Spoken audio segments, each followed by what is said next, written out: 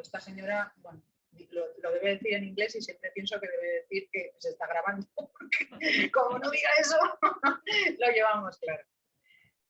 Bueno, Mar, encantadísima de tenerte aquí en Huesca y en tu casa al mismo tiempo, ¿no? Encantada también de estar aquí. Mira, nada más empezar, abres el libro y lo primero que te encuentras es la dedicatoria. Y ya cuando ves una dedicatoria ya estás sabiendo que va a pasar algo importante. Porque la dedicatoria de Mar dice: a la memoria de mi madre y a la gente extraordinaria. Casi nada. A mí eso ya me gustó muchísimo leerlo 2 veces o 3. Porque diferenciar entre extraordinaria y extraordinaria es muy importante y tiene ahí un valor de clase, bajo mi punto de vista, indispensable. Y entonces, claro, iba yo a esto de que siempre me han estado hablando cuando yo era pequeña, aquello de niña, no seas ordinaria. El no ser ordinaria tenía unas connotaciones absolutamente negativas.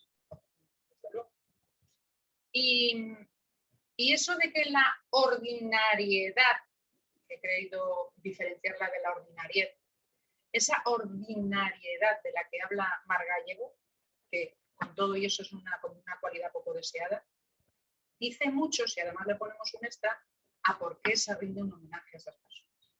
Yo a Mar no quiero que nos hable de su madre, porque seguro que tiene un libro de poemas, de una novela, yo qué sé, una obra dramática preciosa, la tiene seguro pensada para su madre.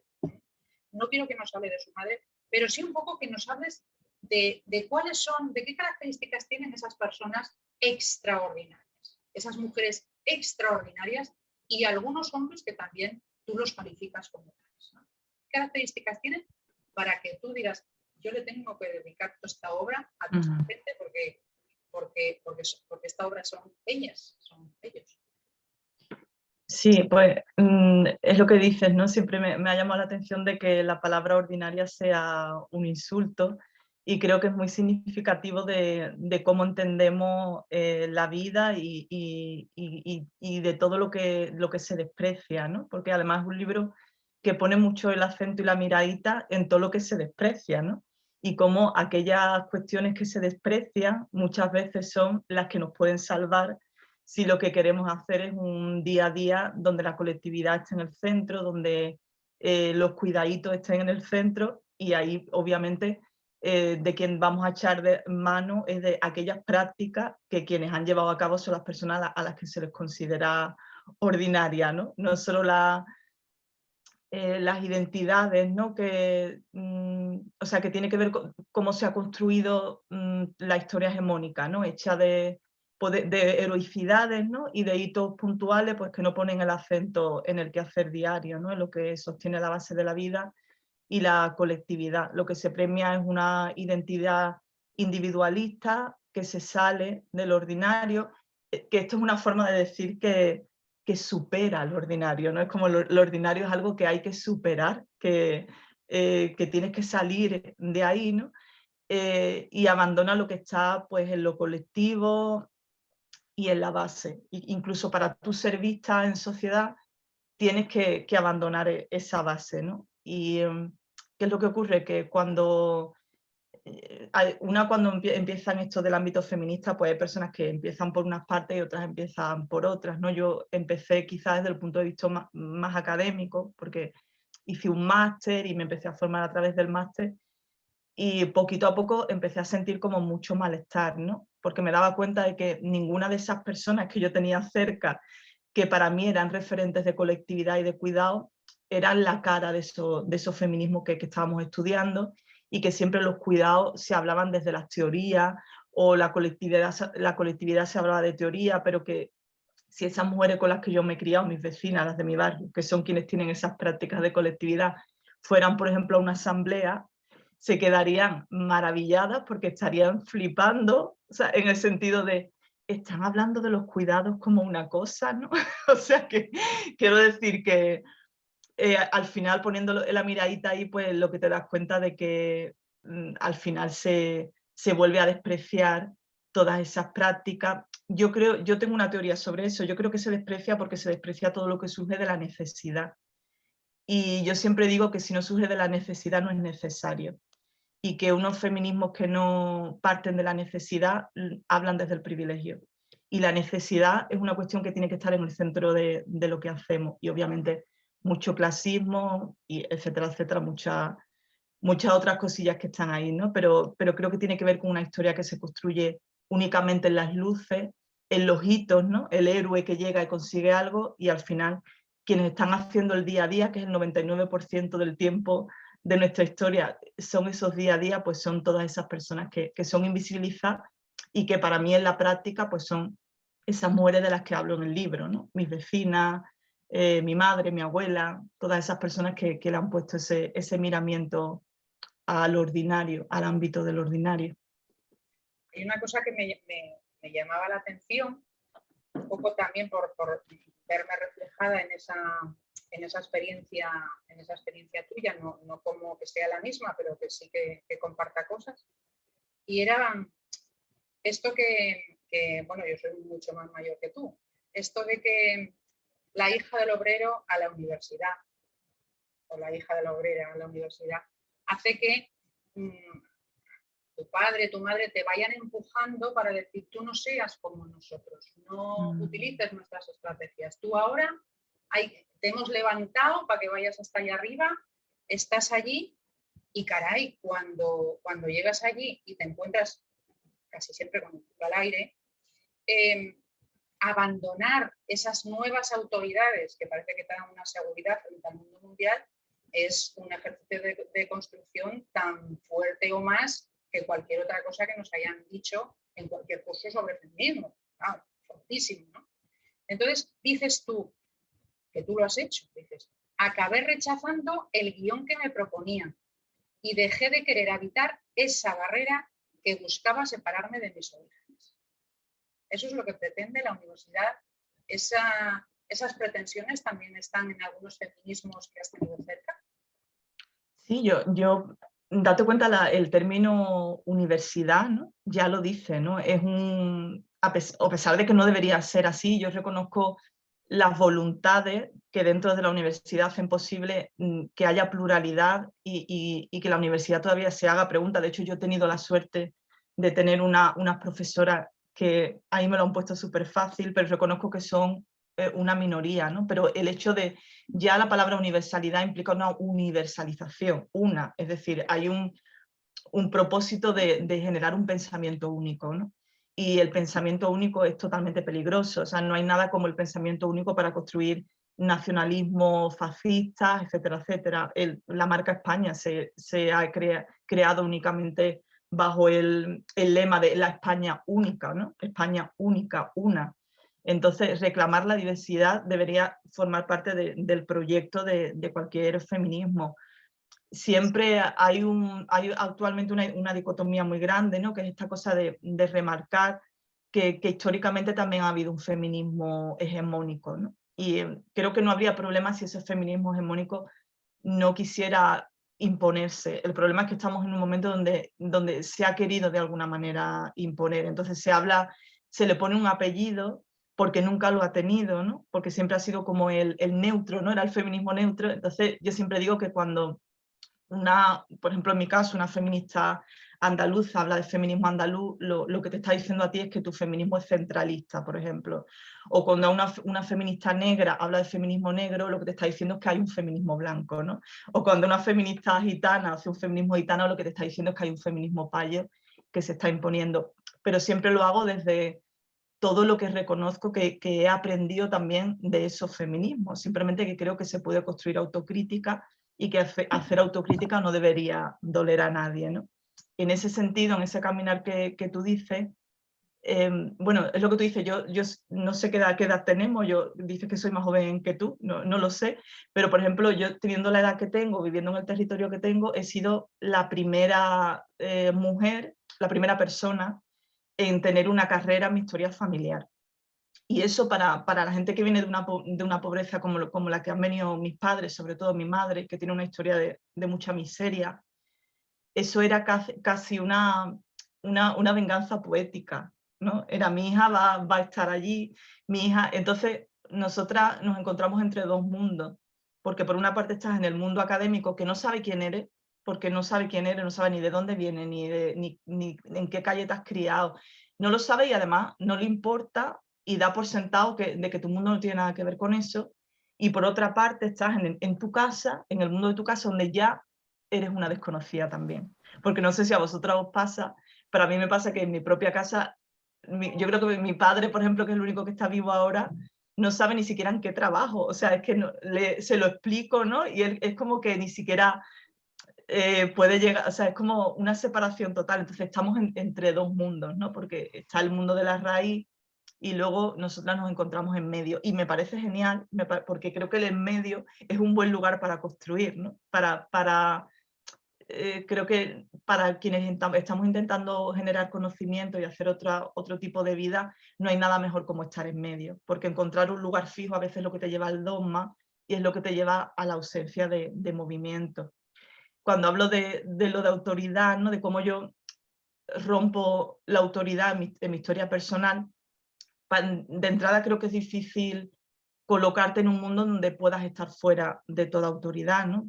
Por algo formamos parte de, pues de unas dinámicas sociales, ¿no? Que tienen como consecuencia pues unas condiciones materiales. Si yo pudiera decir, me pongo al margen de todo poder, ¿no? Tú puedes también, tú puedes con todo, que forma mucho también parte de algunos feminismos de mujer, tú puedes, y resulta que estamos hasta aquí, ¿no? Mucho del discurso de Mr. Wonderful, ¿no? De estamos explotados pero sonriamos, ¿no? Entonces, me perdí un poco.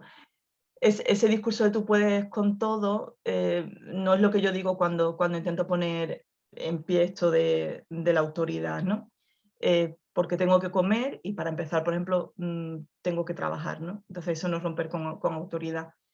Entonces, a mí en este punto lo que me interesa mucho es más que no nos lo creamos. O sea, que cuando entremos a ese mundo de las luces o a ese mundo donde los apellidos son nuestra profesión, pues que veamos también las dificultades que han tenido esas personas que estaban delante de nosotras, a las que esos mundos despreciaban, ¿no? Y no caer en ese desprecio.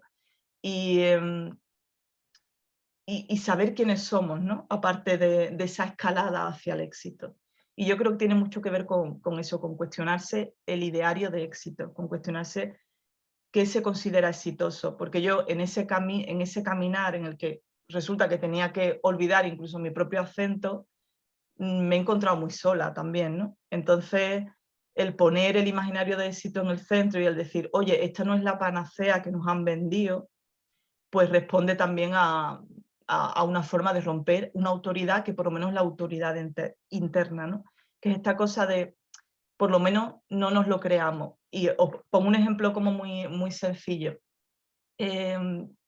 Antes, sin romantizar, ¿no? Porque no es una cuestión de romantizar el pasado, a la gente le quedaba muy claro que se trabajaba para comer y que se trabajaba porque había un intercambio. Ahora eso ya no queda tan claro. Ahora tu identidad puede ser los clics que tienes en redes sociales. Puedes estar explotada, pero si estás en un trabajo y tienes una identidad determinada a través de las redes sociales, ya hay gente que trabaja incluso gratis por tener esa identidad, ¿no? Entonces, creo que se pierde muchas veces ese intercambio y que urge que por lo menos internamente sepamos, recuperemos lo que nos da la identidad. Y lo que nos da la identidad no es una escalada hacia el éxito. Eso me parece totalmente peligroso y en ese sentido sí que creo que mi genealogía a mí me ha salvado, porque mirar hacia atrás te da una historia en colectividad. Yo sé quién soy porque solo tengo que mirar hacia detrás. No tengo que ganarme la vida, me ganaré el pan, pero no me voy a ganar la identidad. La identidad me la da mi genealogía, me la da mi tierra y me la doy yo que me la voy construyendo cada día, ¿no? Entonces cuando hablo de romper con autoridad, me refiero a eso, a esas autoridades externas que no solo te dicen trabaja porque vas a comer, sino que encima te dice quién eres, quién tienes que ser, ¿no? Y tú has dejado muy claro quién eres, incluso cuando dices a qué te dedicas, ¿no? Porque en tu currículum podría poner periodista, no sé qué, no sé cuánto, que es así como una palabra más de autoridad hegemónica, Pero no, a ti te gusta decir que tú eres contadora, es decir, que cuentas lo que quieres contar, cuentas a quien quieres contarlo y cómo quieres contarlo. Y, y claro, encima te arriesgas, porque eso es el oficio de contar, te arriesgas a que quienes te leen, que no solamente leen tu discurso, sino tu propia vida, te revisen. Porque claro, si eres periodista, tú dejas ahí el escrito y ya. Pero si tú lo estás contando, estás ya interactuando con la otra persona. Y dices tú, en una parte de tu libro, que tiene mucha relación con eso que dices de que tu padre, qué bonito que seguro que está ahí también acompañándote, tu padre dice que a veces le cuesta definir qué haces durante bastantes horas de tu vida, ¿no? A mí, y yo creo que a bastantes de los que estamos aquí, también nos pasa eso con respecto a qué es lo que creen que hacemos. Pero dices tú en un momento, sentí vergüenza. Una vergüenza que se asentó con fuerza cuando le pregunté a mi madre, ¿te está gustando el libro? Y ella, con esa alegría de ver a su hija contenta, me contestó, es muy bonito. Juntas muy bien las palabras unas con otras. Pero es una forma preciosa de decir que esta hija mía se dedica a escribir. Y ya pueden decir lo que quieran sus títulos universitarios, eso lo dicen, ¿no? Pero me llamó muchísimo la atención porque ella yo creo que estaba reconociendo, y supongo que lo ves así, reconocía perfectamente tu dedicación, lo decía tan bonito, con esa poesía propia de una madre que además es de allá, pero tú sentiste vergüenza. Yo creo que lo has explicado ahí, lo has explicado muy bien, qué sentido tiene todo eso. Luego además hay una cosa y es que nos ofreces en el libro, nos ofreces no tu discurso ni el discurso de tu familia, nos colocas en los discursos de los sures, ¿no? Estos días que tenemos a Francisca Milla, que es una mujer que de nuestro programa Mujeres Saludables, la pobrecita está en el hospital aguantando el COVID, va a salir. Ya le he dicho que era lo primero que iba a decir, que esta conversación contigo estaba dedicada a ella, porque es una mujer de Jaén, hecha a sí misma, y que escribe también, que junta las palabras muy bonitas, que pasa como a ti. Y al estos días yo también darle una vuelta al discurso de Bell Hooks, que no sé si la veis aquí, resulta que en estos días se nos ha muerto también. Y dices, madre mía, cuántos sures se meten en tu libro, cuántos sures, cuántos lugares, hechos testimonios de personas. Eso es lo del concepto de interseccionalidad, creo yo. Entonces, ¿cómo defines ese feminismo andaluz tuyo desde esta interseccionalidad? Es decir, que yo a veces pienso que más que lo que dice Kimberly Crenshaw, que lo dice así como muy académico, es que te duela mucho todas las partes del cuerpo, pero decidas qué parte te duele más en cada momento. ¿Cómo defines tú ese feminismo andaluz? Sí, bueno, primero hablar simplemente brevemente de lo de la anécdota que decías de mi madre, de juntar, eso era por un ensayo, o sea, eso fue mi tesina, que claro, como estaba escrito en lenguaje académico y me la publicaron, entonces claro, cuando mi madre vio eso, es que yo creo que lo leo hoy y ya ni siquiera lo entiendo yo, porque ya me he desacostumbrado a leer ese tipo de ensayos, ¿no? Pero fíjate lo curioso que era que ella veía que yo escribía bien porque ella no podía entenderlo, que ya es el colmo de cómo consideramos que todo lo referente a la escritura o al saber tiene que ser inaccesible, y que cuanto más inaccesible, más guay eres, ¿no? O sea, cuanto menos se te entienda, más lista eres. Y me parece un error de base que además aleja a muchísima gente de todo, o sea, de absolutamente todo, ¿no? Porque al final el saberes tenemos todo el mundo, y todo el mundo tiene algo que saber, y todo el mundo tiene algo que aprender y algo que enseñar, todo el mundo. Entonces, claro, me parece un error de base, y cuando ella me dijo eso, yo lo que sentí es, tengo que cambiar totalmente, esto no tiene que ser para mí, tengo que cambiar totalmente la forma de escribir, porque yo el feminismo que quiero es un feminismo donde esté todo el mundo, que es la frase, ¿no? de Holst, el feminismo es para todo el mundo. Entonces estamos haciendo unas separaciones con el lenguaje fuertes, ¿no? Con respecto como yo siento el feminismo andaluz, es algo que también ha ido cambiando en mi trayectoria, porque yo empecé a sentirlo en 2012, que era había una pregunta que yo no sabía resolver sobre mi propia identidad y sobre lo chiquitita que yo siempre me sentía, que no se resolvía con el discurso de género ni se resolvía únicamente con el discurso de clase o de haber venido de una historia familiar de muchísima pobreza. Y lo que lo resolvió del todo fue hablar de Andalucía y entender que yo era andaluza y que esas tres patas conformaban una identidad, en mi caso, pues única y compleja, ¿no? Lo primero es que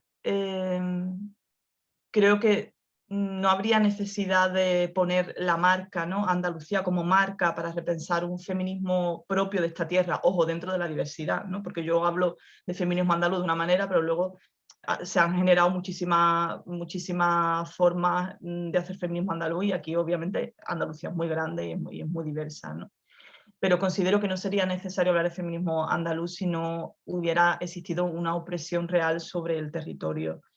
Y Andalucía históricamente ha sido una marca muy difícil de llevar, en la que se ha volcado pues, todo lo que las narrativas del Estado español consideran lo peor. No digo que solo Andalucía, pero obviamente cuando hablamos de Andalucía es porque tiene unas particularidades que se quieren poner sobre la mesa, ¿no? Sí, hay diferencias en el resto de opresiones, hemos hablado de Galicia, hemos hablado de Extremadura, de Murcia, Canarias, están en una situación de opresión, pero tenemos diferencias y las diferencias hay que marcarlas sobre todo para desmantelar las diferentes estrategias del discurso de la hegemonía, ¿no? En ese sentido, porque son estrategias específicas para cada territorio. Y esto no lo digo yo, o sea, es decir, cualquiera que recuerde la representatividad de, por ejemplo, las mujeres andaluzas históricamente en la televisión, puede entender de lo que hablo, ¿no? Y hay textos históricos, cuando ya he hecho un trabajo más de documentación, que demuestran el desprecio absoluto que hay sobre la identidad andaluza, pero vamos, de una manera que se habla incluso de la identidad andaluza, de las personas andaluzas, de la animalidad. Hay unos textos sobre todo del el romanticismo, ¿no? De la literatura romántica, que es, o sea, no os lo voy a contar ahora, lo podéis ver en algunos artículos y en el libro también está, pero hablan de la identidad andaluza básicamente como una identidad que se pone a la misma altura de la identidad animal, ¿no? Entonces la idea es hablar también de esa España única que nos impide poner palabras a esto, ¿no? Yo siempre pongo un ejemplo para explicar cómo se evidencia la identidad andaluza, ¿no? Nosotras con otras latitudes del Estado sufrimos y vivenciamos muchas veces un choque cultural, porque lo es, ¿no? Porque tenemos choques culturales constantemente dentro del Estado español. Pero fijaos lo perverso que es en nuestro caso, que a nosotras se nos dice que no podemos ni tener choque cultural, que tenemos un choque por inculta, porque para tener un choque cultural primero tienes que tener cultura. Pero todo lo referente a nuestro acento, a nuestra forma de entender el mundo, siempre ha sido leído desde el fracaso y desde la incultura, ¿no? A la vez que la marca España ha instrumentalizado, y el franquismo sobre todo lo que venía de Andalucía, pues la ha instrumentalizado despojándolo de todo su material subversivo, ¿no? Y diciéndonos que nosotros nosotras podemos bailar sevillana, pero no podemos autorizar sobre la sevillana, que diría mi compañera Carmen Borrego, ¿no? Entonces, para mí hablar de feminismo andaluz simplemente dar vuelta a todas esas dinámicas de desprecio, empezando por la historia de mi propia familia, ¿no? Y traer como a ese rebujo de interseccionalidad, por decirlo de alguna manera, el factor territorial a un Estado donde hablar de territorio es hablar de desigualdades y hablar de cómo se ha construido históricamente la marca España desde dentro. No solo mirar las desigualdades fuera, sino decir, oye, que aquí estamos constantemente también siendo desiguales y no lo estamos viendo, ¿no? Y ya de otro lado, para mí feminismo andaluz también es una celebración, ¿sabes? En el sentido de que lo que molesta al status quo suele tener un potencial subversivo increíble.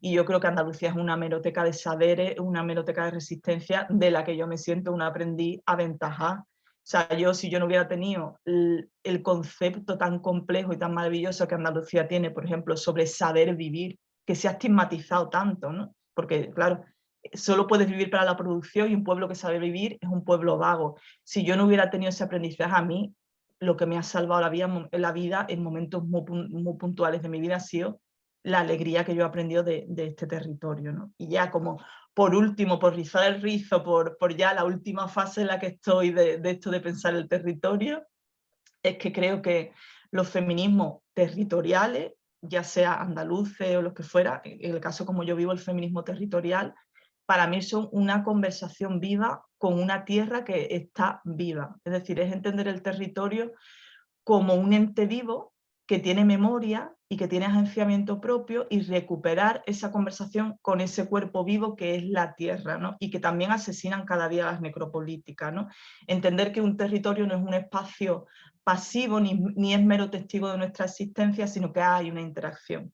Y la diversidad territorial implica también formas de existencia distintas, cosmovisiones distintas. El devenir de un olivo no es el devenir de una palmera.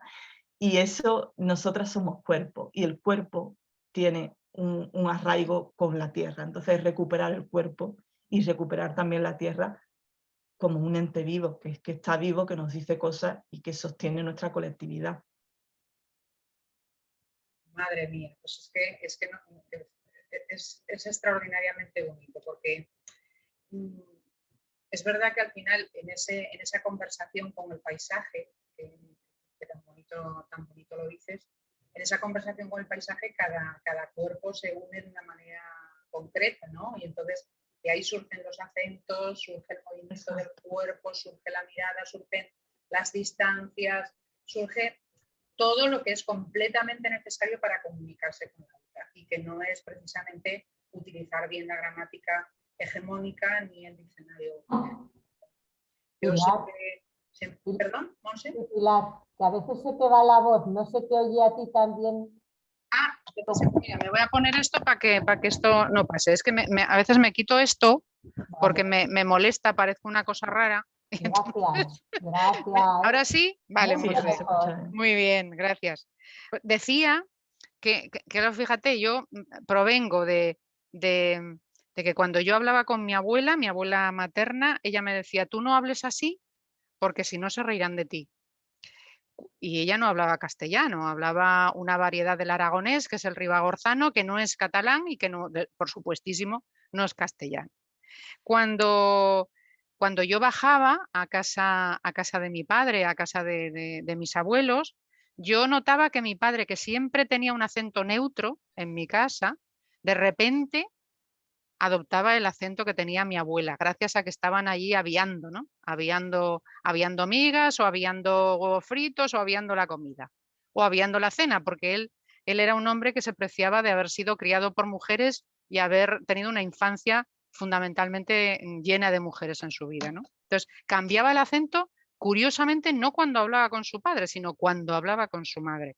Eso a mí, yo que además, como he vivido en distintos sitios, aunque solo sea en este estado, yo soy de las que cuando llego más o menos a la altura de Pamplona ya tengo acento navarro y ya me empiezo a marcar el cuerpo a lo vasco. Cuando voy a Galicia me pasa idem, porque rápidamente me sale a hablar en gallego. Cuando he estado con Mar Gallego he intentado por todos los medios que no me salieran determinadas maneras de hablar, entre otras cosas por respeto a que no son mis maneras de hablar habituales, ¿no? Y dices, todas las personas habitamos armarios, aunque no nos atrevamos a reconocerlo, pero lo que sentimos por la violencia recibida no es vergüenza, es violencia. Y digo yo que menudo pedazo de lección dura para aprender, porque en la vergüenza hay una negación de nosotras mismas que nos autoagrede. O sea, no solamente tenemos que aguantar el golpe externo, sino que con nuestra vergüenza nos estamos golpeando a nosotras mismas. Desaprender eso para una despeñaperrá como tú, Mar Gallego, que se lo dices también a una amiga tuya, vamos. Claro, es una forma de desmantelar o sea, de impedir que el dedo señalador señala al sistema, ¿no? La autoculpa. Cuando eres tú la que tiene vergüenza, la culpa es tuya, ¿no? Eres tú que no te lo has hecho mirar, pero detrás de eso que llamamos vergüenza, lo que hay son violencias, totalmente. En el caso de, esa referencia la hacía en el caso de los acentos, ¿no? Y creo que son violencias además que no son reconocidas como tal y que además están muy normalizadas. y son esas violencias que incluso se aplauden, ¿no? Porque se hacen en público, se verbalizan como si eso no fuera, como si todavía no nos hubieran dado o nos hubieran dicho y nos hubieran dado el toquecito de decir, oye, que esto no se puede decir, ¿no? Esto, por lo menos, que la vergüenza que siente la otra persona cuando ya le señalas que lo que está diciendo, pues, responde a una opresión o que está haciendo violencia con otro, no que se cambie la violencia de bando, ¿no? Ahí ni siquiera ocurre, ¿no? A mí me costó mucho entender esto, ¿no? Sobre todo porque yo entré a un ámbito muy difícil para tener un acento como el que yo tenía, que era el ámbito de la comunicación. Yo trabajé en medios audiovisuales y radiofónicos y me costó entender que la modulación de mi acento no era una cuestión de hay que ver que te da vergüenza tu acento. O sea, yo pasé de pensar que me daba vergüenza a luego empezar a poner palabras a esto. Que sí quiero señalar que esto es una cosa que también se dice mucho en radio, que a nosotras nos dicen en radio tenemos que hablar castellano neutro. Entonces, también poner el acento en que no, el castellano no es neutro. O sea, neutro es la palabra que le ponemos porque es el acento que se impone, pero de neutro no tiene nada, es provinciano como todos, ¿sabes? Pero el hecho es como cuando te dicen masculino genérico, ¿no? O sea, no es neutro en realidad, es el que se impone, ¿no?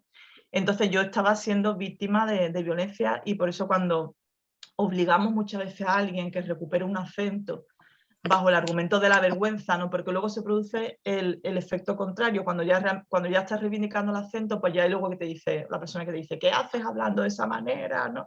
Entonces también está de nuevo en tierra de nadie, ¿no? Y cuando tú pones sobre la mesa que esto forma parte de una violencia, sobre todo con acentos determinados.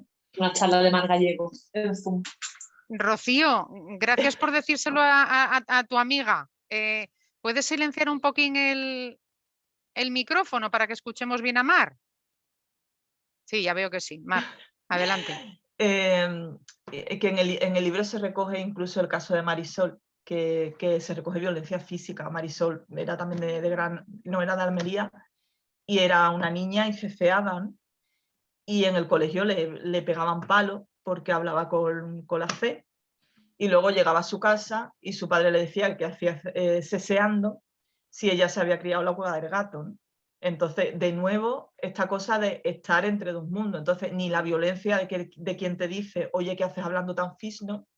Ni la violencia de quien te dice, ¿qué haces hablando, qué haces ceceando? Porque además ceceo es un estigma muy fuerte porque se asocia a ser cateta, ¿no? Así te lo digo, o sea, es así.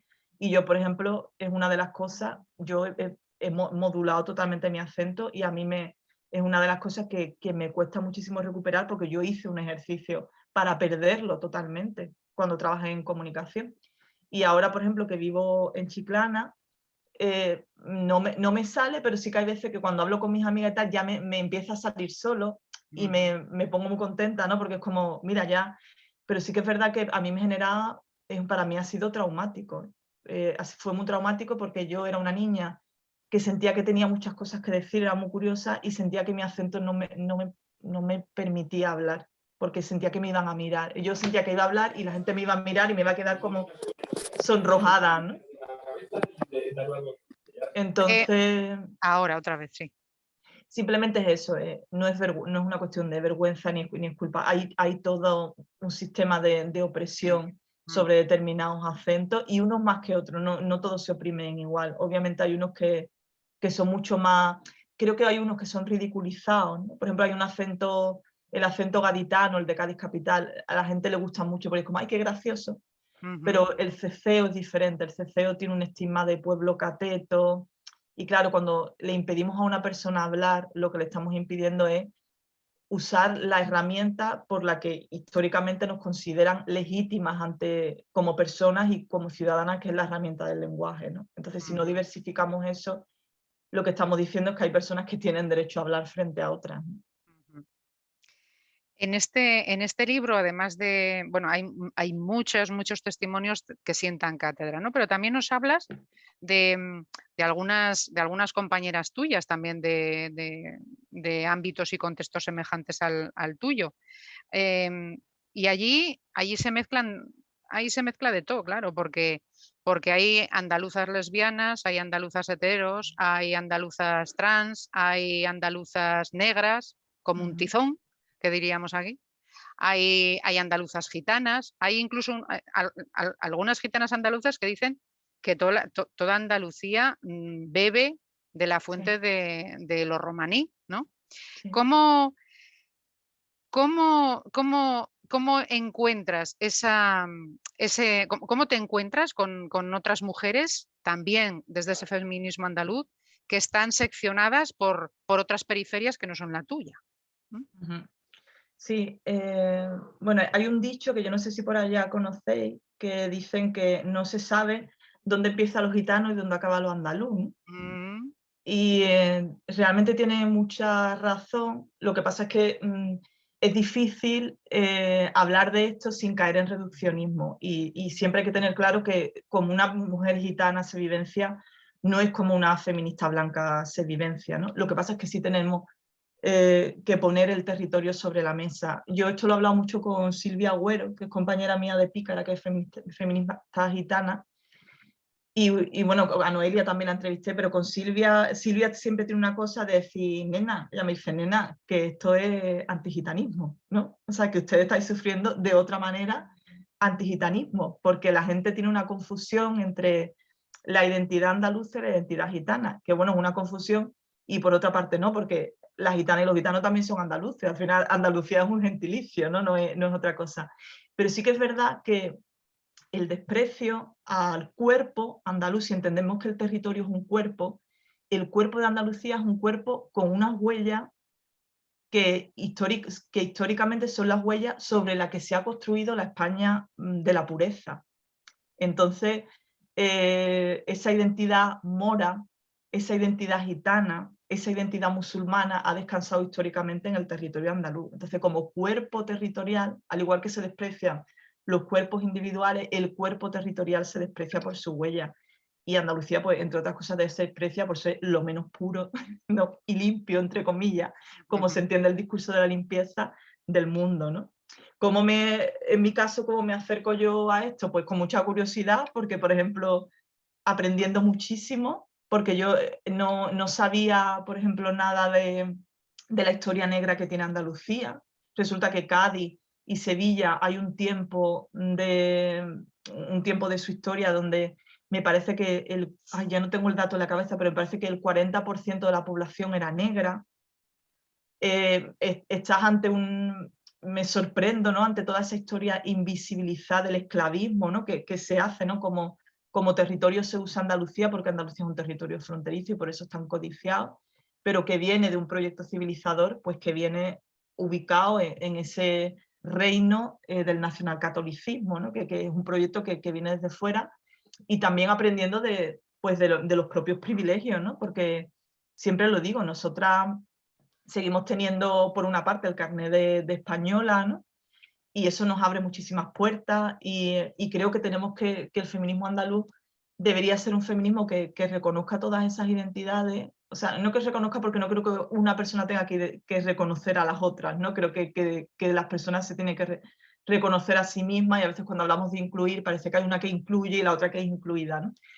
Pero sí creo que el feminismo andaluz debería responsabilizarse de esa frontera en la que vive y que deberíamos recoger mucho más esas luchas de otras compañeras pues, que están en los campos de la fresa y que son compañeras racializadas y que están recogiendo la fresa que nos comemos, o esa frontera sur que tenemos al lado. Entonces, a mí me da base para acercarme a eso y aprender muchísimo y tener en cuenta que no somos voz, sino que somos altavoz, pero que Andalucía es una tierra que llega a muchísima gente. Por ejemplo, las voces de Ada, que es una mujer flamenca, bailadora flamenca, negra, toda su historia a mí me conmovió, porque ella habla desde los patios de vecinas, y claro, ¿qué te ibas a imaginar tú, ¿no? que el flamenco tiene tanta raíz con África y cómo hay muchísimas identidades que están encontrando esa similitud y cómo ella los rescata desde Andalucía, ¿no?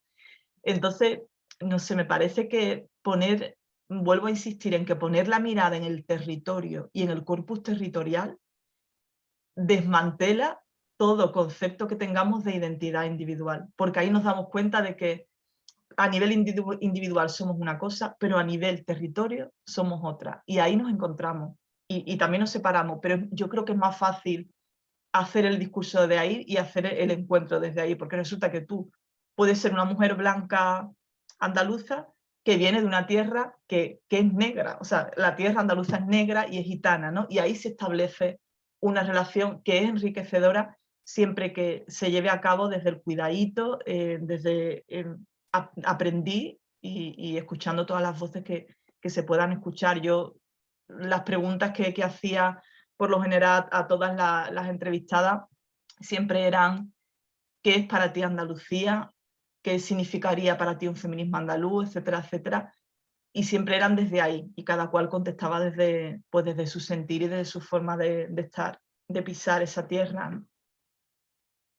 Me gusta mucho porque yo, vamos, trasladándoos también una experiencia personal, esto se vive en el cuerpo cuando Antoinette, que es una compañera nuestra de Zaragoza que viene de Cuba, pues la primera vez que nos hablamos del Atlántico, es decir, que nos pusimos en la tesitura de recordar el mar desde cada costa, nos salió la misma lágrima. Y esto mismo me pasó con Jeanne, que es senegalesa y que comparte también el mismo océano, ¿no? Entonces, cuando ves que tu cuerpo responde igual que el de la otra, eso significa que ahí tenemos algo en común, por mucho que yo tenga una piel así tirando a poco pigmentada y las de Antoinette y de Jeanne sea de una pigmentación preciosa y cada una diferente también. Hablas de, mira, cuando estaba a solas con Teresa de Somos Más, que es una asociación preciosa que surge en Zaragoza, pero que se ha extendido ya a todo el territorio, y en Huesca también tenemos a compañeras que son mujeres supervivientes a la violencia de género, si se me permite decirlo así. Tú hablas de muchas supervivientes en el libro, muestras la historia de muchas supervivientes y de cómo son supervivientes porque tenían una riqueza estratégica basada también en la red con las demás, pero también propia, es decir, tenían unos poderes propios. Y hablas de Marisol Molina, que me la has nombrado, Cándida Villar, Isabel Gil, que son mujeres que trabajaban en otras casas que no eran la propia. Yo, claro, poniendo como hemos puesto casi siempre desde el feminismo a Virginia Woolf, que no sé si se dice así, en lo alto de la hornacina, llega Alicia Jiménez Bartlett y nos pone una novela como la de La habitación ajena y nos da un par de hostias como dos panes, porque resulta que, claro, es la historia precisamente de la criada de Virginia Woolf, de Nelly Vauxhall, y como si Virginia estaba pidiendo una habitación propia, ¿qué pasaba con la habitación ajena, ¿no? de Nelly? ¿Tú crees que es posible ese diálogo? ¿Tú te imaginas un diálogo real entre una Virginia y una Nelly? ¿Tú crees que es posible que podamos conversar mujeres que tenemos una identidad de clase tan distinta? ¿Cómo Sí, sería esa conversación? Sí, por supuesto que sí, lo creo, claro que sí. Estoy convencida de que lo hacemos ya, de hecho, Lo hacemos ya. lo hemos hecho mucho tiempo. Claro, Qué sí, bueno. incluso... Eso nos da mucha esperanza, ¿no? Claro, ¿no? Y creo que siempre lo digo, cuando ponemos el acento en las diferencias, yo creo que hay que empezar a dejar de ver las diferencias como una amenaza. Qué Yo bueno. creo que siempre digo que cuando tú pones una particularidad sobre la mesa y una persona te dice, ¿estás dividiendo el movimiento? Siempre digo, no me salen las cuentas porque yo estoy sumando, ¿no? Ay, qué bueno. Entonces, cuando tú ves una división o una recta, no sé qué estás entendiendo, ¿no? Porque lo que estás intentando imponer es un punto de vista. De hecho, yo creo que Audre Lorde hablaba de esto.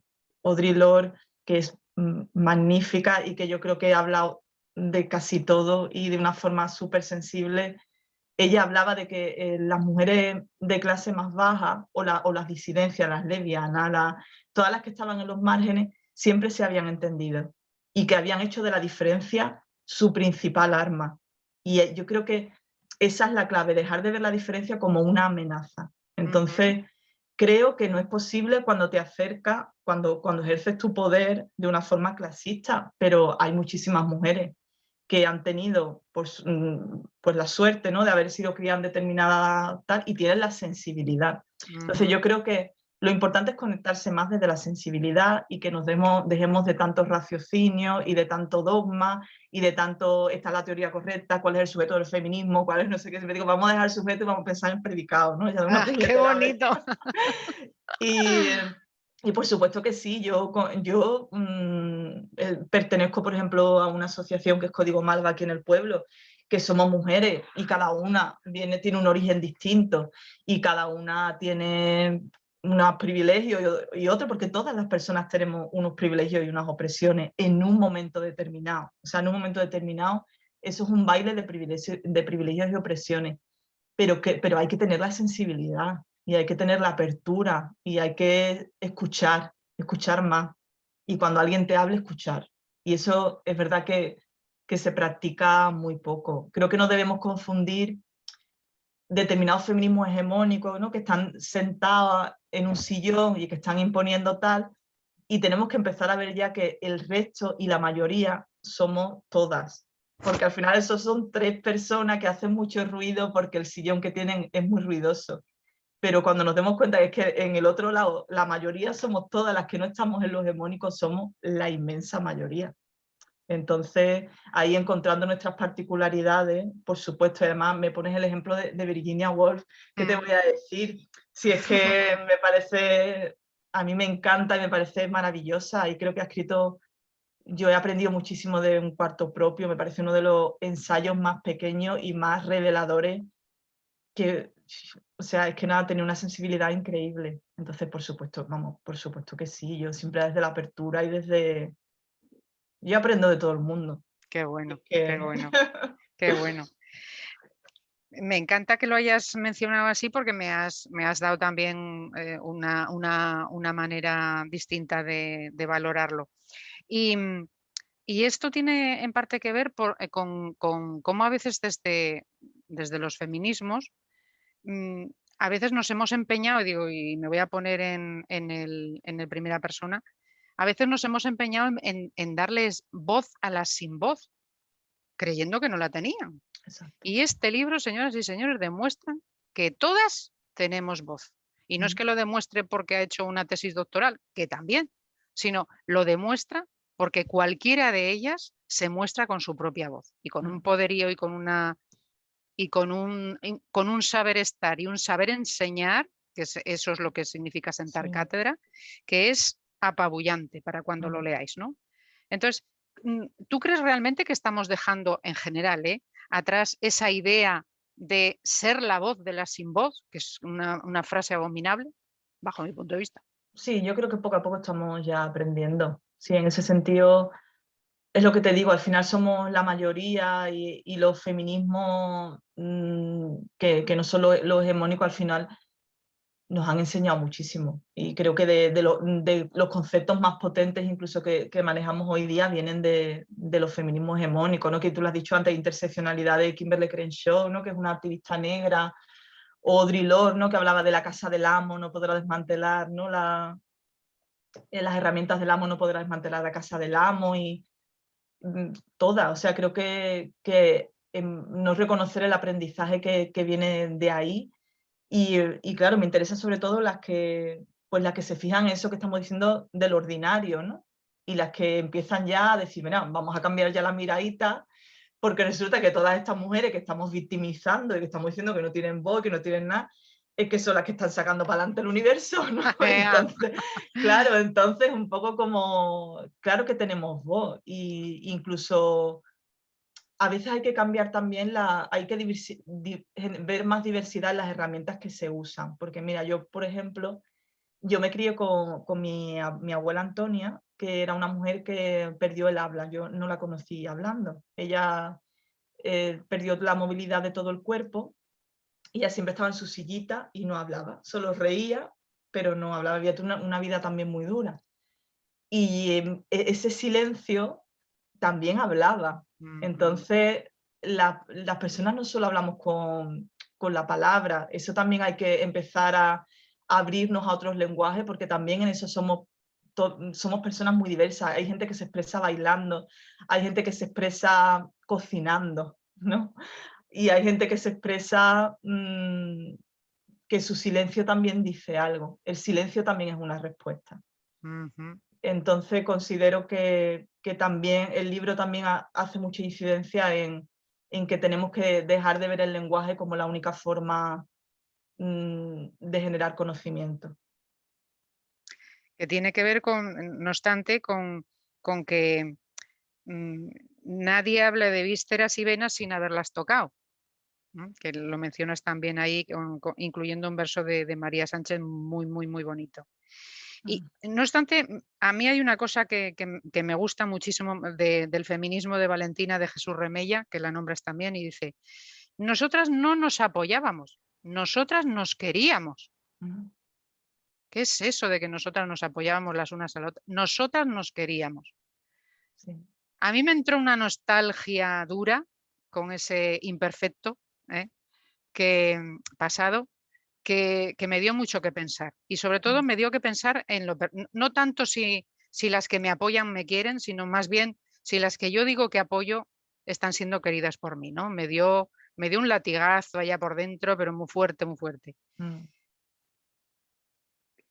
¿Qué aprender de esa frase de Valentina de Jesús Remella, según tú? Nosotras nos queríamos, no nos apoyábamos. Pues creo que es súper potente para construir lo que necesitamos construir. Yo no sé cómo ha sido construir en colectividad o en activismo en generaciones antes que las mías. Yo sí tengo la suerte de construir con gente que quiero y me da mucha pena que haya gente que no lo vea subversivo, porque hay gente que nos ve y dice, por ejemplo, nosotras pues celebramos nuestra Navidad juntas, hacemos nuestra verbena para las feministas juntas, y la gente eso lo ve como un pitorreo, como un cachondeo, porque no se considera político, pero es como, bueno, si consideráis lo político que es, que yo me sienta acompañada, ¿no?, por mis compañeras en un pueblo, además que quizás si no las tuviera ella, no tendría esa misma red, ¿no? Entonces, es lo que estábamos diciendo, dejar tanto esas teorías y empezar a poner el cuerpo y construir en colectividad también es eso de, se nos llena mucho la boca con esa frase de no estás sola, pero lo cierto es que estamos muy solas. Es la verdad. No estás sola, estamos aquí. Eso no puede ser una pancarta. Urge que también nos encontremos en ese cariño y que nos queramos. Y yo creo que en el momento en que, no quiere decir que se tenga que querer a todo el mundo, o sea, tampoco digo eso, pero que construir desde el cariño, desde la cercanía, y eso genera unos lazos mucho más potentes, porque además haces un feminismo crítico y encima andas acompañada, más peligroso que eso. Eso es como lo de la alegría, ¿no? ¿Quién le teme a la alegría en la lucha? ¿Qué tenemos? ¿Qué tememos con la alegría? ¿Que la gente se nos una? O sea, quiero decir, pues que se nos unan, ¿no? Entonces, todo eso viene de una tradición que tiene que ver con una forma de entender el activismo, pues que impone una seriedad o una forma de estar que no está exenta de las hegemonías, porque los activismos tienen también una tradición hegemónica, ¿no? Y esto nos viene mucho de, pues yo qué sé, de estas luchas de Marx y Lenin, ¿no? Que no salimos de Marx y Lenin, que yo no sé cuándo vamos a salir de eso, y que está muy bien, pero que hay muchas formas de luchar y que muchas mujeres hablan de esto, sobre todo las que practican el feminismo comunitario, ¿no? Hablan de construir desde la alegría. No significa no ser seria, no significa que siempre haya que estar alegre, ¿no? La obligación de estar alegre, que decía, ¿no?, el poeta Benedetti, ¿no? No es una obligación de estar alegre, es poner la vida en el centro, porque tenemos que poner los cuidados, pero también la vida en el centro, porque el sistema hegemónico es un sin vivir. Es una forma de no vivir. La necropolítica está en vida. Audre Lorde también decía que lo contrario a vivir es solo no hacer, a no vivir, o sea, a vivir, a morir es solo no hacer. No, ya me he liado, qué lío. Decía que lo contrario a morir es solo no hacer, bueno, no sé, que la muerte en vida existía y que existía ese sin vivir. Entonces también, sí, la construcción de un mundo feminista tiene que poner también en el centro una vida que merezca la alegría y que podamos vivir. Entonces, ¿ahí qué hay? Pues personas que se escuchan, personas que se quieren y personas con las que tú cuentas. Entonces no es solo construir desde un manifiesto, reunirse para un manifiesto, es tener a personas ahí y sentirnos menos solas y estar acompañadas de verdad, ¿no? ¿Y eso qué lo impide? Pues una forma de entender los feminismos y de entender la seriedad, pues que nos está impidiendo generar esa comunidad, ¿no? Desde los afectos. Bueno, no desvelo mucho más porque yo creo que, por ejemplo, cuando hablabas de Corral a Utopía, de María José Barrera, de Manolita Chen, bueno, Manolita Saborío, de Nita La Veleta, toda esa gente lo que ha hecho con su testimonio es defender la alegría con mayúsculas, no me cabe ninguna duda. Para llegar al final y que todas podamos también intervenir y estar un ratito contigo con la palabra, solo dejo una frase. Dice, cuando una mujer narra su historia en primera persona, está transgrediendo siempre. Así que vamos a dejar que también el resto de compañeras escriban la historia en primera persona. Por favor, micrófonos al aire y que empiece quien más ganas tenga o quien tenga un poquito de prisa. Teresa, no sé si tú que tenías que irte un poquito antes quieres empezar, no sé. Muchísimas gracias, Mar. Gracias a ustedes. No, yo os dejo la palabra, que es mi primera vez y no... Nos vamos a poner así, de esta guisa, ahora, viéndonos todas, porque hemos ido cambiando de número a lo largo de las intervenciones, pero bueno, ahora estamos las que estamos. Veo alguna gente más conocida, aunque no le veamos las caras, y a otra gente conocida que a pesar de la mascarilla también se le reconoce, Diego. Bueno, cuando queráis, micrófonos abiertos. Quien quiera empezar a seguir hablando con Mar, adelante. Bueno, Mar, a mí me encanta tu fuerza. De verdad que es increíble lo que transmites, ¿no? No solamente con la palabra, porque es que lo que estás diciendo es un sentimiento, ¿no? Y yo pienso que cuando se habla desde ese sentimiento es tan fácil entender, ¿no? Que llegas tanto y es una alegría realmente la mirada hacia otro tipo de mujeres que están ahí, que son las que realmente han estado siempre, ¿no? Y que son como un poco la niebla, ¿no? Ahora que en Huesca que hemos estado toda esta semana en niebla, ¿no? Que yo decía, esto de la niebla es como estar y no estar, ¿no? Y ayer yo que estaba leyendo lo que nos mandó Pilar, el manifiesto y todo, pues eso, las cosas que había allí en la página, me encantaba esa mirada, ¿no? Y es verdad lo de las diferencias que poco las aceptamos, ¿no? Lo correcto, que es lo correcto, ¿no? Que partes de risa, perdón, lo correcto. Entonces, gracias, mil gracias, de verdad, qué bien. Gracias a ti. Bueno, Monse, que sepas que nada más acabar esto ya estoy empaquetándolo para mandarlo a la biblioteca, ¿eh? Que ahora ya estará en nuestra biblioteca pública. Yo me lo pido.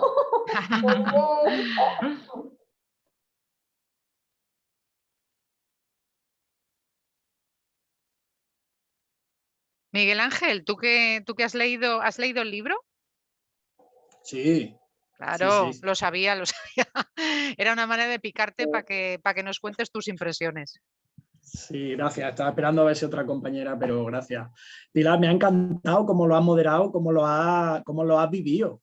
Es que me he echado muchas risas y muchas lágrimas con este libro. Y además desde la cama, que esto no se puede decir siempre, pero lo digo. Desde la cama y con mi consorte al lado. Sí, Miguel Ángel, perdona. Pues no, que va, que bueno, soy de Jaén, ¿vale? Lo digo porque le mande un abrazo a tu compañera, a la que está pachucha. Inmediatamente. Gracias, Miguel Ángel. Y Carlos, y ahora puede hablar con el niño, también vive en Jaén, así que en un pueblo, en Alcalá. Y Mar, quisimos contactar, soy muy fan tuyo, Mar, ¿vale? Muy fan del mínimo andaluz, del piponazo y de todo lo que tú hagas, ¿vale? Sí que alguna vez hemos querido, te lo digo por eso, porque estamos en Espacio de Hombres por la Igualdad de Jaén, en AIGE Andalucía, hemos querido contar contigo para alguna actividad. Y bueno, nos ha contestado que por agenda o también por autocuidado, pues no era lo mismo. Lo estamos hablando antes con pero Felipe. ¿Cómo? No, que estaba, perdona, es que lo estábamos hablando antes con Pilar del tema de curro y estas cosas. Sí. Sí, además lo pone en Instagram y además, vamos, chapó. Pero comentarte que los compañeros de AIGE Andalucía sí que muchos hemos leído el libro y que bueno, sí que nos ha dado la patata. Yo sí que te quería, bueno, ya, es que hay pasajes, de verdad, yo me acordaba, mi familia de entorno rural, mi hermana que es de años mayor que yo también nació en entorno rural y había algún pasaje que decía que la historia de algunas mujeres se cuentan por el número de piezas dentales que les faltan. A mí sí me caía la lágrima y yo no lo he vivido. O sea, hablo totalmente desde mi privilegio y desde mi... Pero a mí es que sí me caía la lágrima. Mi pregunta es, porque no quiero hacer lo típico de más que una pregunta, tengo una intervención. Mi pregunta es, sé que no es tu ámbito de estudio, pero tengo muchas ganas de saber si en tu análisis crees que también hay alguna seña de identidad de masculinidad andaluza. Es decir, mi compañero Carlos, que estamos haciendo un posgrado los dos en masculinidad en género, él va a trabajar temas de masculinidad y cuidado en el entorno rural. Y yo te quiero preguntar si eres capaz de hilvanar alguna seña de identidad de masculinidad andaluza, hegemónica o contrahegemónica. Es decir, no me meto un poco en... Sí. O no sé. Bueno, yo creo que la tierra es algo que impregna obviamente a todo el mundo. Lo que pasa es que siempre hay muchos autores, por ejemplo, ahí puedes tirar mucho quizás de Ocaña, que él hablaba de que Andalucía es matria, ¿no? Entonces por eso es más fácil la identificación de Andalucía con las mujeres, precisamente porque pone el acento en lo ordinario, porque pone la vida en el centro, los cuidados, y él hablaba de Andalucía como matria y tiene mucho discurso que, bueno, no es masculinidad hegemónica, pero sí él habla como una disidencia masculina, ¿no? Y rescata todo lo que tiene que ver con la devoción a la madre, ¿no? Que en Andalucía se tiene, él habla como de los mariquitas, ¿no? Porque habla así en ese término, bajo ese término, y pone el acento sobre todo en lo popular. Yo creo que obviamente la tierra impregna a todo y a la masculinidad obviamente también la tiene en cuenta. Ya si te hablara, porque claro, otros territorios los tengo ya menos presentes, pero es que yo, claro, como soy de Cádiz y tengo Cádiz capital aquí cerca, para mí Cádiz capital es una cuna de sabiduría extrema, porque Cádiz capital es el extremo sufriente del fracaso, y como fracaso lo tiene todo, pero sí que veo como, sí que siento un poco que en esa parte concreta sí que hay una masculinidad quizás que no ha requerido tanto identificarse con determinadas imaginarios de éxito, ¿no? Quizás se ha escapado más en ese sentido y se ha generado una identidad que tenía más que ver con, pues, con lo popular. Lo que pasa es que sí que es verdad que obviamente ciertas dinámicas no escapan de... Nada escapa de la mirada machista. Entonces no podría decir que hay una personalidad, o sea, no te podría decir que hay una masculinidad que escape al sistema de género, pero sí con algunas compañeras hablamos que sí que hay cierto referente en Andalucía que recoge mucho esa humildad de la persona que cree en lo popular, que quiere escuchar, que tiene esta cosa del arte, ¿no? Porque en Andalucía somos la gente por lo general muy artista, aunque no lo sea, ¿no? Y eso sí da cierta sensibilidad. Entonces esa conexión con la sensibilidad sí que me parece que construye de otra manera. Creo que los hombres en Andalucía se besan, se dicen pichita, se cogen de la mano, se tocan. Eso en otros sitios tú no lo ves. Y yo, uno de los ejemplos que pongo, que a mí me gusta porque creo que es un ejemplo de no masculinidad hegemónica, es Enrique Morente. No sé si conoces, pero cualquier cosa que hayas visto de Enrique, tú escuchas a Enrique Morente hablar y dices, esta persona está aquí. O sea, es un maestro y te habla a esta altura. Y cómo Enrique Morente incorporó a su familia, a las mujeres de su familia en su arte, el protagonismo inmenso que tiene la pareja de Enrique Morente en su arte, cómo ese hacer conjunto, cómo él reconoce. Entonces creo que sí, que obviamente, sobre todo tirando de la sensibilidad y tirando de esa relación con el arte, sí se puede indagar por ahí. Muy de acuerdo, muy de acuerdo, muy de acuerdo. Es que me vienen a la cabeza unos cuantos, desde luego me viene a la cabeza mi padre y no puede ser otra cosa, no puede ser otra cosa. Gracias. Después de Miguel Ángel. Alfonso, no te vemos, pero sé que estás allí. Y Georgieta tampoco podemos verla, pero también está allí. Georgieta nos está viendo desde Zaragoza, por ejemplo. Sofía, no sé, has tenido que dejar un momentito también este espacio. Bueno, quienes queráis. A mí, mira, Pilar, Noemi. que yo realmente llegué aquí un poco como a última hora, pero que me apetecía participar en esta jornada y no había leído mucho sobre mar, pero la verdad es que me quedo con varias ideas y sobre todo es bajar de la universidad a la calle, al suelo, y que precisamente ayer cuando acabamos un programa que tenemos con el Ayuntamiento de Mujeres Saludables, es un programa que se apunta las mujeres y que yo les decía que allí entran por ser lo que son, porque no hace falta tener nada, ni los conocimientos propios, ¿no? Porque decía alguien, una de las participantes, que a ella le gustaban las personas humildes. Y yo creo que tú lo que has mostrado es eso, el feminismo para ese tipo de personas, para las personas que no quieren conseguir nada realmente con el feminismo, sino entenderlo, vivirlo, sentirlo, y luego lo focalizas mucho en el territorio y decir que territorio es el cuerpo. Entonces eso me ha encantado. Me ha encantado porque ya entender el territorio como cuerpo, que además yo vivo en territorio, me gusta mucho. Y muchas de las cosas que has dicho, aunque tienen esos matices andaluces, coinciden mucho con lo que sentimos aquí. O sea, lo de los acentos, lo de discriminar por lo rural, lo de discriminar por el lenguaje, es que se ha vivido en hombres y en mujeres, hemos tenido esa discriminación.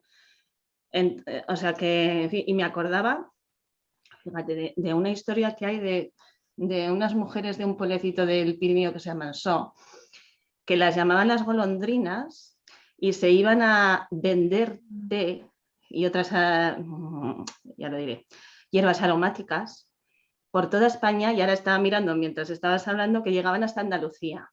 Y las llamaban así porque se iban en San Miguel y volvían en primavera como las golondrinas. Entonces tú fíjate, estas mujeres, si las tuviéramos aquí delante, todo lo que nos podían decir y expresar de lo que has dicho tú.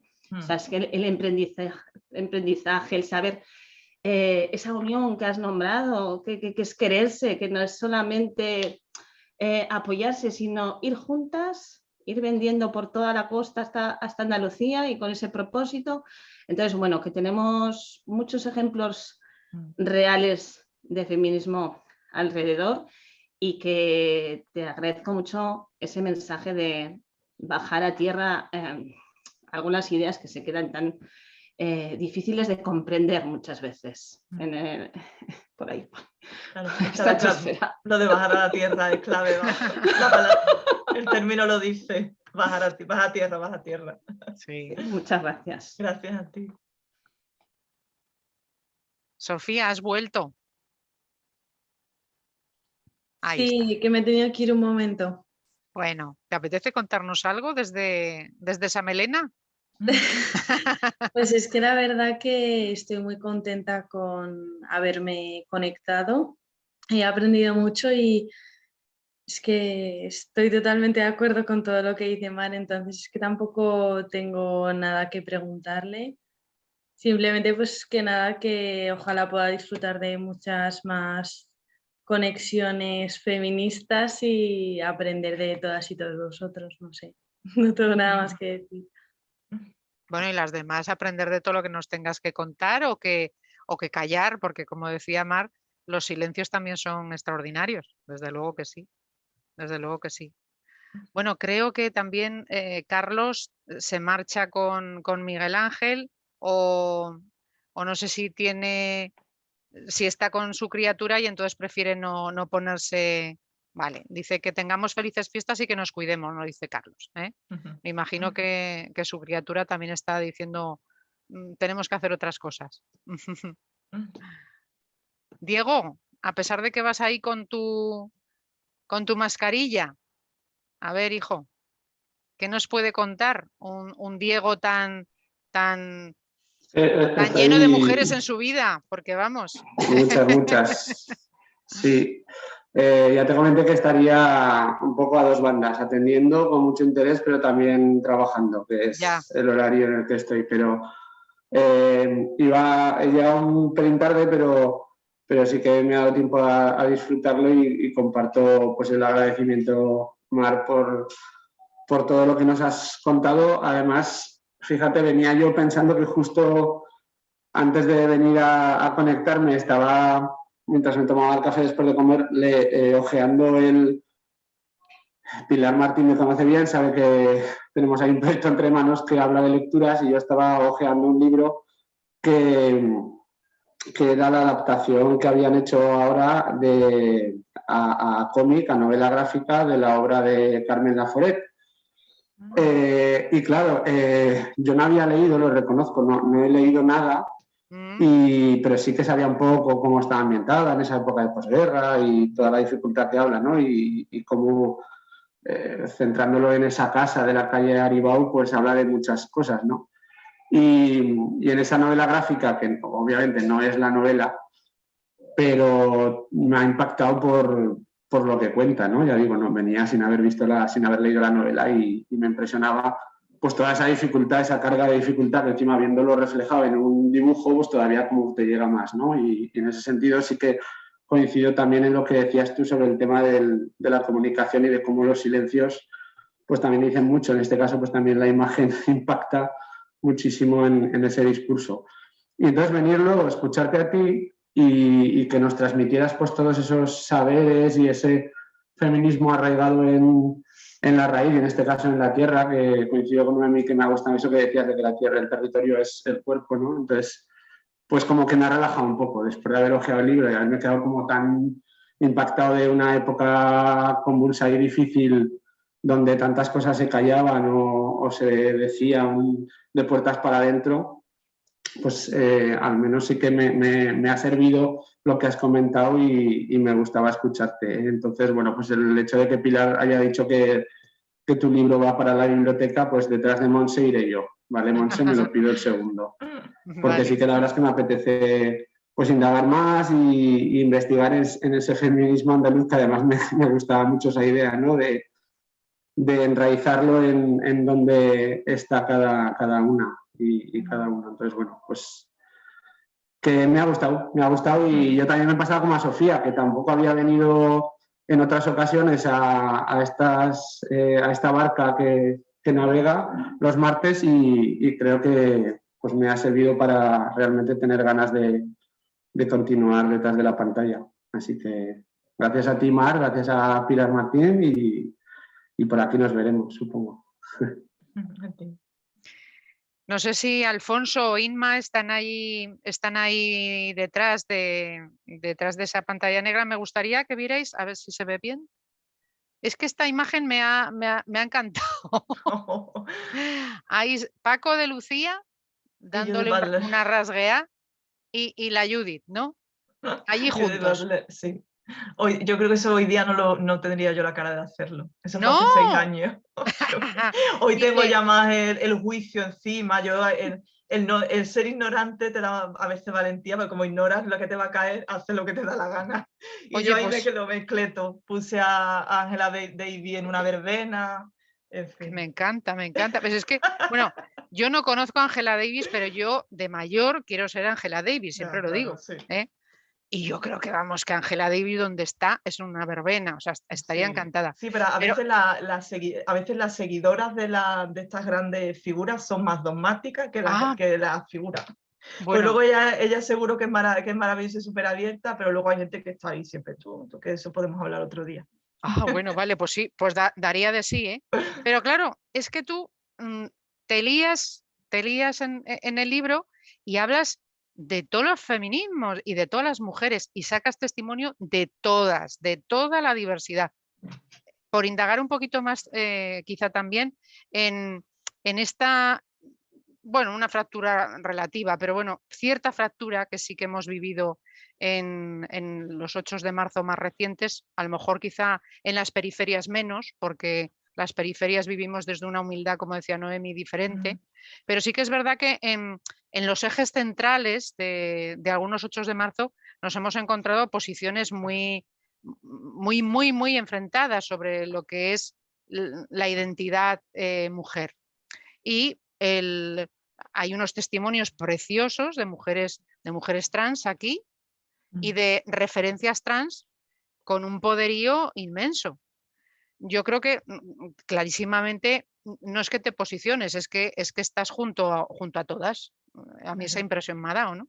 Pero es que esta imagen me parece muy potente y tiene mucho que ver con esto que decía Miguel Ángel, ¿no? De esto de las masculinidades andaluzas. Pues sí, que habrá hombres que se sentirán hombres de maneras muy diversas en Andalucía, pero alguien como Paco de Lucía, allí colocado con esa manera de expresar el cuerpo, pues también está diciendo mucho, ¿no? sobre esa parte. Alfonso, no sé si ahora quieres intervenir o nos habla un poquito más sobre el tema de lo trans, que además me gusta mucho porque trans debíamos ser todas deberíamos estar fluctuando, pero bueno. ¿Nos quieres contar algo más, Mar, sobre ese tema? Ah, perdona, que estaba pensando no, que iba a hablar. Pensaba que Alfonso se iba a animar, pero ha hecho vale, así ruralmente, Alfonso? No, o sea, es un poco lo que he dicho antes, para mí no supone ningún tipo de amenaza. Es que ni siquiera lo siento, ni creo que lo tenga que pensar, es algo que me parece de cajón, que todas las mujeres, todos los días y todos los feminismos, y por supuesto que, y volvemos a decir lo mismo, o sea, que igual que hemos aprendido de los feminismos negros, pues grandes muchos de los conceptos de los que yo he vivido ha sido mucho también del transfeminismo, obviamente. Entonces, ¿qué voy a decir? Sí, he aprendido muchísimo de eso. Qué bueno, qué bueno. No tenemos a Inma, Alfonso, pero tenemos a Alfonso. ¿Quieres decirnos algo, compañero? Allá va.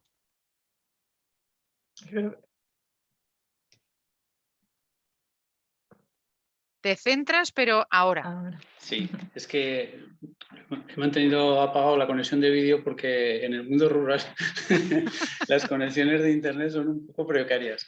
Y si lo mantengo todo el rato, pues hay veces que no os escucho bien. Bueno, no os escuchábamos bien. Inmaculada se ha tenido que ausentar ahora y por eso yo no quería ni hablar, porque mi misión era sobre todo aprender y escuchar, ¿no? Pero me encanta sobre todo el que se abran tantas ventanas sin cerrar puertas. A mí eso me encanta. Y ya te había leído alguna cosilla, Mar, y desde luego pues era un atractivo volver a escucharte y verte en persona. Y a mí me encantaría que te extendieras un poquito sobre el asunto de los tópicos, el desmontaje de los tópicos. Yo creo que hay actitudes, muchas actitudes que no son achacables a géneros y hay veces que sí, que lo que se intenta de unas partes y de otras es como establecer fronteras con los tópicos para mantener esos corralitos de identidad. Y entonces, tal como has expresado tú las cosas, pues me gusta más así, ¿no? No sé si entiendo muy bien la pregunta. La pregunta sería que cómo ves tú los tópicos achacables a masculinidad, feminidad, cómo ves tú las diferencias en cuanto se ponen a los feminismos etiquetas o a las masculinidades, machismos o lo que sea.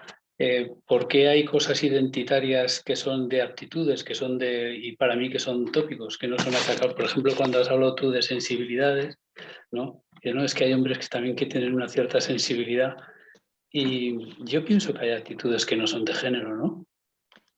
No, claro, por supuesto, es lo que hablaba, ¿no? Que les decía Pilar de Kimberly Crenshaw, ¿no? Creo que ahí ha habido más un problema de comunicación a la hora de expresar lo que significa el género, ¿no? O sea, porque obviamente el discurso de la igualdad también ha hecho mucho daño y creo que es algo que muchas feministas denuncian, que no se trataba a lo mejor quizás de todas ser iguales en el sentido de al final eso ha respondido o se ha llevado un proyecto civilizatorio concreto donde eso no cabían las diversidades entre las mujeres, no cabían las diversidades entre las personas, no cabían las diversidades territoriales, pero creo que ha habido una malinterpretación también en lo que respecta a cómo es entendido el género como sistema, ¿no? Entonces creo que una cosa es decir que existe un sistema y que ese sistema intenta, obviamente, generar unas identidades concretas y que esas identidades tienen unos juegos de poder o hace que unas personas estén en unos lugares y otras personas estén en otros, que unas personas sean más vistas que otras, ¿no? Porque muchas veces cuando hablamos de poder, siempre nos lo llevamos al poder que una persona puede tener porque está en una posición, ¿no? Tiene muchísimo dinero y entonces hace con los trabajadores lo que quiere, ¿no? Pero el poder muchas veces se ve en las sutilezas, ¿no? El poder, que yo misma lo puedo tener con otras compañeras, ¿no? O incluso puedo tener poder frente a un hombre racializado, ¿no? Tengo yo mucho más poder frente a un hombre racializado que otra persona, ¿no? Pero se ve mucho en esto de qué identidades son más vistas, cuáles menos, cuáles tienen que... Y claro, eso es muy, muy complejo y tiene que ver con diferentes sistemas de opresión que construyen identidades concretas. Por supuesto que hay determinadas masculinidades que sufren racismo y que sufren otros sistemas de poder y que el género tiene que ser visto dentro de ese poliedro, ¿no? que es la pluralidad y que son las circunstancias concretas.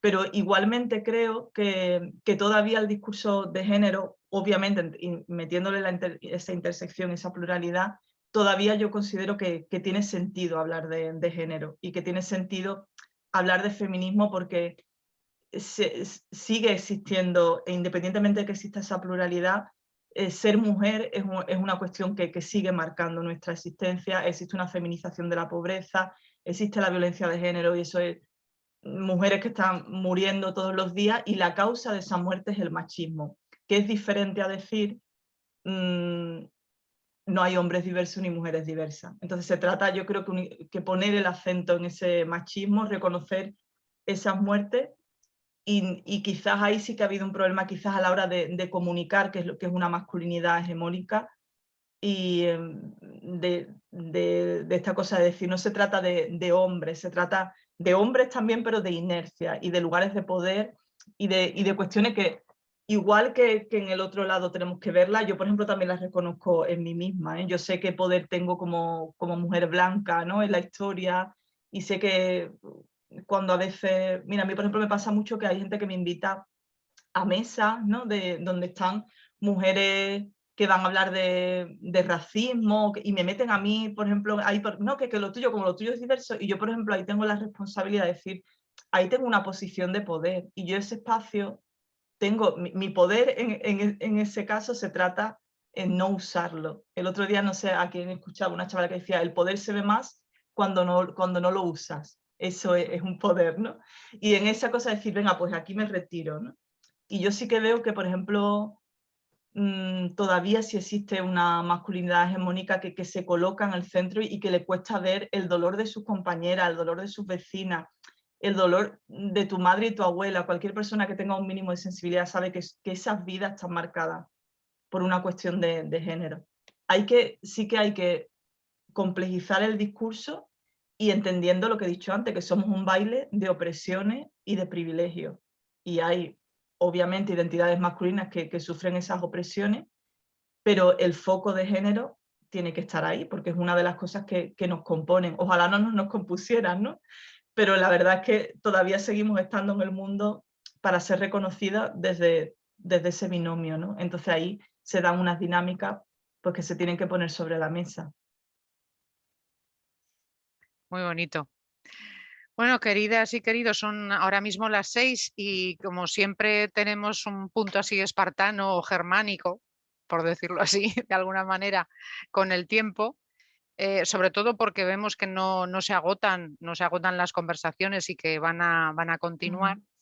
Me gustaría que fuéramos cerrando cada cual, si os parece, con una frase que fuera un deseo de fin de año, para ver si el año que viene se cumple. Venga, ¿quién empieza con un deseo para el año que viene? Para despedirnos.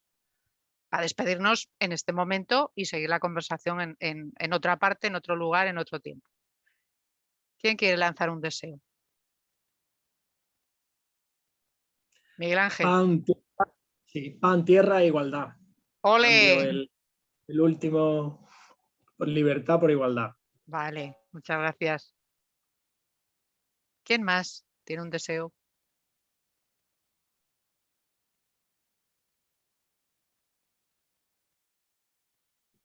A lo mejor este silencio también es un deseo. ¿Mm? Yo lo busco rápido, que es que Vale. me venía a la cabeza uno que precisamente en la asociación en la que trabajo lo estuvimos preparando para una actividad que se hizo. Yo trabajo en la Asociación Autismo Huesca, por eso cuando has dicho, Mar, lo del tema de los silencios también comunican, pues me he sentido como muy identificado porque es una de las primeras cosas que aprendía yo de ellos y ellas, ¿no? Entonces, estuvimos haciendo una actividad en la calle, precisamente donde se hablaba de deseos, y salió uno de los jóvenes con autismo a coger el micrófono de una manera muy vehemente. Además que lo hizo genial, se puso delante del auditorio a decir lo siguiente, a ver, que además también iba en relación con el tema de la libertad. Si lo encuentro rápido, y si no, a ver, estaba quedando esto muy majo y ahora no lo estoy encontrando. Aquí. Aquí lo tengo. Deseo elegido habla de libertad para ser, vivir dignamente, tener el espacio que merecemos, se refería a las personas con autismo, y poder dar forma a un plan personal de vida. Bueno, pues también esto lo podemos llevar a nuestra experiencia personal de cada uno y de cada uno.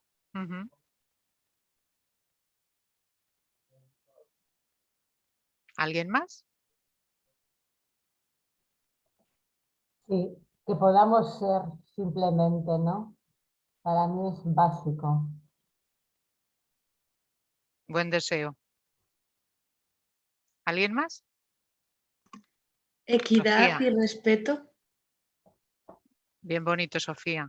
Y además es que no sé si me atrevería a pedirte que lo volvieras a pronunciar como lo has pronunciado, porque es que significaba mucho como lo has pronunciado. Equidad y respeto. Otra vez, ¿ves? Ya ha dicho 2 mensajes en uno. Es que nos vuelven locas, Sofía. Qué bueno. 2 mensajes. Aunque parecían uno, pero no, son 2. ¿Alguien más? Alfonso, ¿quieres decir algo? ¿Desearnos algo? Que soy un poco lento con esto de los... yo me encanta Peros y espero que viajemos juntos por ese mar que nos indica Mar Gallego. ¡Qué bueno! Una pequeña ironía, ¿eh, Mar? Muy bien, qué chulo, qué chulo. Mar. Pues mira, yo voy a ser como muy concreta, que aprendamos algo de lo que hemos sufrido, porque creo que siempre parece que hay una crisis y las cosas van a cambiar y resulta que el sistema de salud está peor que nunca y que todo lo que han recortado pues no parece que haya ni siquiera un quejío de gente uniéndose. Yo hace mucho tiempo que estoy en la marea, siempre he ido a las manifestaciones de la marea blanca y creo que una de las cosas que más me preocupa es el estado en el que está el sistema público de salud y la salud mental. También me preocupa muchísimo. Bueno. Qué bueno. Bueno, pues yo solo os marco un deseo que tiene que ver, que está aquí en este libro, y es que seamos menos extranjeras y más vecinas. Ya veréis por qué. ¿De acuerdo? Así que nos vemos en cualquier otro momento. Gracias por esos aplausos a todas y a todos que vemos de Miguel Ángel, de Diego, de Alfonso, de Mar, gracias Monse, Sofía. He ido diciendo gracias a alguna gente que se ha ido yendo y otra gente que se ha tenido que ir rápidamente. Y otra gente que está esperando ver esta grabación porque no ha podido estar esta tarde justo aquí y ahora. Así que un beso muy grande, que todos nuestros deseos se cumplan y que sigamos escribiendo tan bonito, leyendo tan bonito, hablando tan bonito y diciendo tantas cosas cuando a veces parece que juntamos las mismas palabras. Muchas gracias. Así que, hala, un beso y feliz descanso, quienes descansen también estos días. Venga. A pasar muy buenos días. Vale, Adiós. adiós. Muchas gracias. Gracias.